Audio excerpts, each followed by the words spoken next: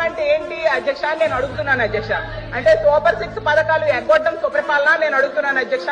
చరిత్రలో ఎప్పుడూ లేనట్టుగా 9 నెలల్లో 1,00,000 కోట్ల పైగా అప్పులు చేయడం సుపరిపాలన నేను అడుగుతున్నాను అధ్యక్ష. రోజుకి 50 మంది మహిళలపై అఘాయిత్యాలు నేరాలు జరగడం సుపరిపాలన నేను అడుగుతున్నాను అధ్యక్ష. అలాగే బెల్ షాప్స్ ద్వారా మద్యం ఏరులై పారడం సుపరిపాలన నేను అడుగుతున్నాను అధ్యక్ష. అలాగే మెగా డిఎస్సీ పై తొలి సంతకం పెట్టి 9 నెలలైనా కూడా అది పూర్తి చేయకపోవడం సుపరిపాలన నేను అడుగుతున్నాను అధ్యక్ష. అలాగే ఉద్యోగులకు డిఏ పిఆర్సీ ఐఆర్ ఇవ్వకపోవడం సుపరిపాలన నేను అడుగుతున్నాను అధ్యక్ష. రైతులకు గిట్టుబాటు ధర ఇవ్వకపోవడం సుపరిపాలన నేను అడుగుతున్నాను అధ్యక్ష. 83 లక్షల మంది విద్యార్థులకు అమ్మఒడి, అలాగే వీళ్ళు చెప్పిన తల్లికి వందనం ఎగనామం పెట్టడం సుపరిపాలన నేను అడుగుతున్నాను అధ్యక్ష.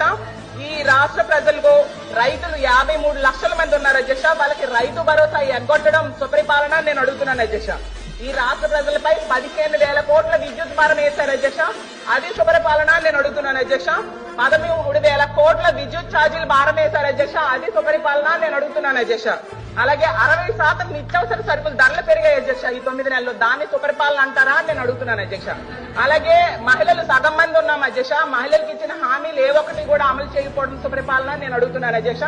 ప్రత్యేక హోదా సాధించే అవకాశం ఉండి కూడా సాధించకపోవడం సుపరిపాలన నేను అడుగుతున్నాను అధ్యక్ష. పోలవరం ప్రాజెక్టు విషయంలో ఎత్తు తగ్గించడానికి కేంద్రం దగ్గర